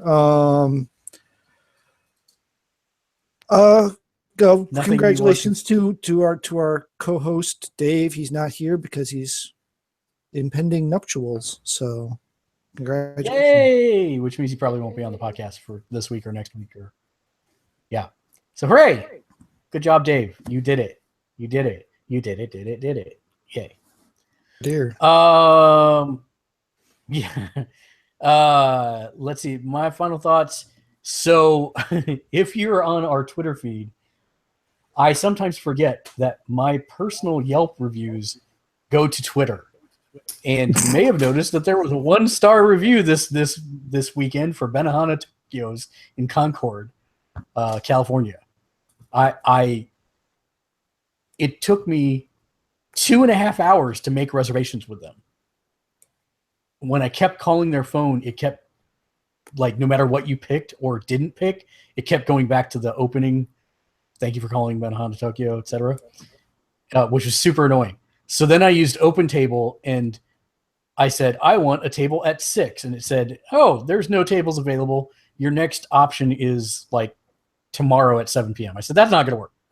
So eventually I found through OpenTable that they had a 6:15 reservation. Why it didn't present it to me when I searched for 6, I don't know. But it was the only reservation they had for the whole night. So I took it. We were going to see a play at 8 o'clock. So we got to Benihana Tokyo's. The 3 people with me had never been. So it was going to be like $250 worth of food. It was not going to be a cheap ordeal. And they failed to seat us in time that we could have actually made our connection. So it was 6:45, and they were telling us it was going to have to be another 30-minute wait. And we had an 8 o'clock curtain call. So we ended up leaving there, having burned through the majority of our time to eat already, and we ended up at an old people's buffet. And not even like a Golden Corral, but like a no-name old people's buffet, which, you know, the people that we were with were totally happy with it. Great, sure, you know, all right. But that's a far cry from, you know, going to the show of Benihana in Tokyo. So I left them a 1-star review on Yelp, as I am apt to do when I have good or bad service. Well, I can give 1 or 5 stars.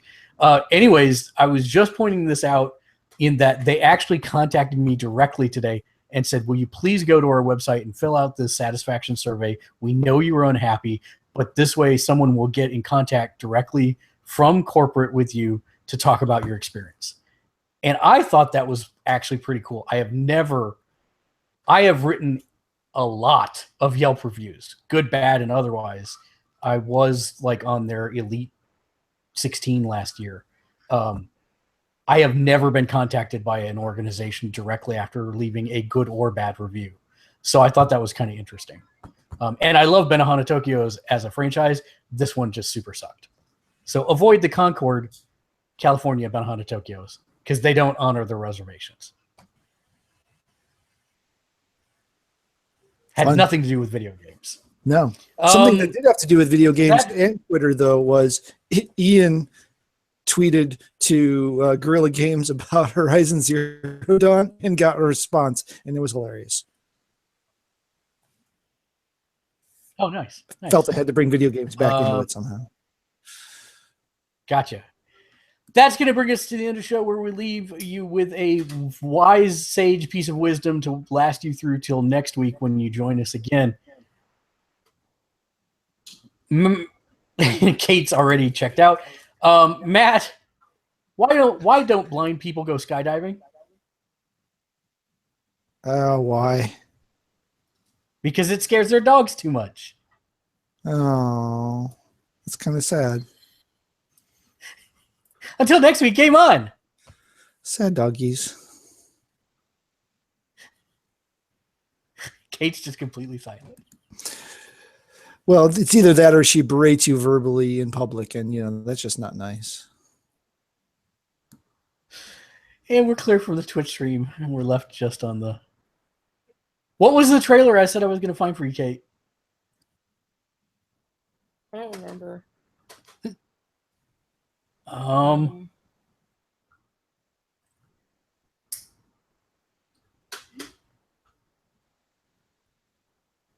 Dang it. Was it something in the news? Let's see. I'm scrolling backwards. I don't remember. What was it?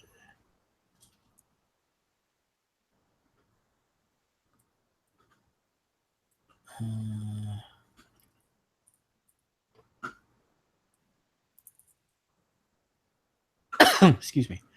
When you do remember, like send me like just a Facebook post or something because I'm pretty tired. Okay, no problem. All right, have a wonderful evening. Thanks for joining us. Later. Bye. All right, see you later. Bye. All right. Thank you for joining. I know you were busy with work. Oh, no problem. And, I don't know if you noticed, I have my work laptop right here, so I was over here to find the emails. So Nice. just since No, this I is the didn't. post show, we'll do a little. Blood Knights seems to be a third-person perspective hack and slash, starring two characters. So you can either couch co-op it, or you just alternate back and forth because one's a melee and one's a ranged character, and you need to use both to clear through things. So it's obviously designed to be couch co-opt, but you can play it solo. That's cool. I'll download and play that because we are always looking for couch co-op games. Port Royale 3 seems to be somewhere in the Civ or Tropico type vein of things. Where Tropico, because you basically it's Caribbean or Caribbean, however you choose to pronounce that. And you can either be you could be a business tycoon or a pirate. Basically, you can work anywhere in that range of building these colonies and this thing that you're building in the Caribbean. So that seems to be what that one is. Laser Disco Defender is some kind of 70s themed, almost vector graphics type bullet hell arena shooter. Make out of the description here. It kind of looks from the screenshots like a bad acid trip, but be in motion, it looks better. And Typewriter, I'll literally read the only thing I was able to find for a synopsis for Typewriter. Typewriter is an adventure puzzle game that brings gaming experience to a whole new daring level. Immerse yourself in this fascinating and unique experience to uncover the history and secrets of fonts and characters. Oh my god, that sounds like the boringest thing I've ever heard. Absolutely nothing. Let's learn about fonts and characters in a game. So yeah, I don't. Pica and typesetting and Rubylith. While we're at it, yay! Sans and non-sans. Yeah, I don't know. Sans and serif fonts. So yeah, I really literally have no idea what it is. I just that's really weird. I'll probably download it just so I can try to figure out what it is. But, nice. Yeah, that's nice. So anyway. Yeah, so nothing. We're not streaming tomorrow on Thursday, but Friday we'll be doing the Super Friends Fridays, and then we'll be back on Monday, I think. Yes, I think so. Yeah, I'll be playing The Witcher 42 hours in and barely scratched the surface of the game. So yeah. So I never got the answer from you. Do you like Diablo or not? Diablo 3? I do and I don't, right? I actually like playing through the levels. I don't mind, I like the story. I like going through it, but playing the levels to death just to try to get another piece of gear, right? So that I like it more like a traditional game where I play it, I get to the end, I beat the boss, and I'm done with it. Once it gets to loot grind fest, that's when I start interest really fast. Yeah, and I figured that's probably what would happen with you with this, because I've beat the story levels in about a day and a half. Okay, yeah, so that's pretty short then. Yeah, so it's more about get to the end and grind and grind and grind. Well, like I said, there's these patrols that break that up a little bit. Right. But eventually I will have seen all the stuff, and then I'm just doing it on the harder difficulties to get better gear. Yeah. Which, yeah, not my. I still actually have to. I don't think I've actually played all the way through the story, because whenever we would play Diablo 3, we were jumping around because you were playing multiple characters and multiple files and multiple places. I don't think I've played through the entire game in sequence yet, so I do need to sit down one day and just do that. But well, I know I actually want to go back when they release the Necromancer and start a new Necromancer character. Yeah. So maybe we'll take that as an opportunity. So I never went back and rolled for Fallout 4, so I've still got that to go back to at some point. Oh man, I'm sorry. No, I cannot keep up. I don't even know if it'll get better after kids, which I've still got a number of years of kids being around, so that's not really a thing. I'm going to take the last little bit of this behind the scenes to say that Google Hangout sucks. I hate it. And it works well. It just doesn't work for the production level that we would like this production to be at. No, but your video sucks. And Kate's was not great tonight either. Mine's great, but that's my side of it, which is great because that's the one that, is broadcasting, but still it's like, I'm thinking about just doing Skype, and I'll use it to put large Brady Bunch heads of us, because I think that one doesn't move once everybody's into the call. I may think you're right, unless it's changed since the last time I've done anything with it. But while I'm going to stop the broadcast, but do you have a couple minutes to try one thing with me real quick, or no? Yeah, I got about 10-15 minutes. All right. So actually, I don't think I have to post. I don't think I have. Yeah. Hey, get off there. Get off there. I don't think I have. I don't think I need to actually kill the podcast yet for this, but I can supposedly set my XSplit. Yeah. I know. Yeah. I know. That's kind of cool, but not what I'm intending. Dueling maths to infinity. So what I'm not sure. Okay, so it actually does show when I talk my XSplit screen. Because what I was wondering is, can I? The question is, I guess I would still be picking you up. I mean, we'll go back. Say something now. Something now.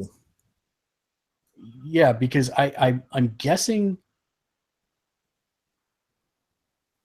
you're coming through my headset, so I don't know if that's being picked up because your screen is not on the XSplit screen. If you get what I'm saying. Right. Yeah. I've got a thing that says no signal right now up on the thing. Right. See, if I put you here, then you do that crazy thing where you're going to infinity. But what I'm thinking is, if I do a movie, then you're actually going to be able to see it for a change, albeit backwards. Yeah. Well, actually, I'm able to read it right ways.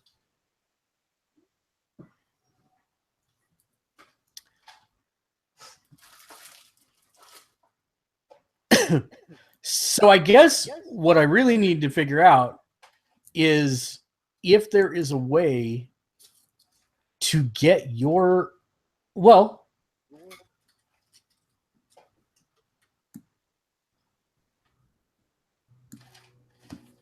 if I get your Skype and I put it into XSplit along with the stream for E3,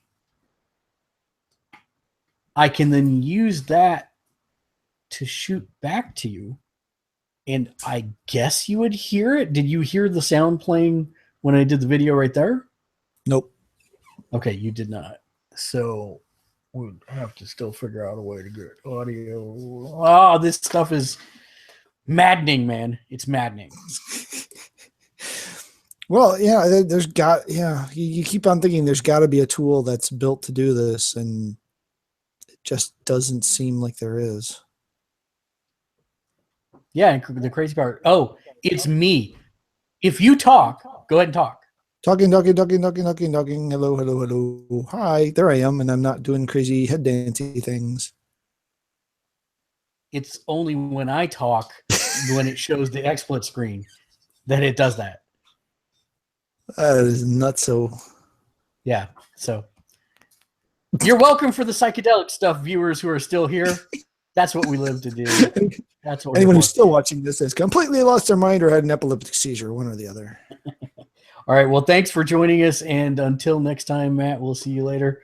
And game on. Game on.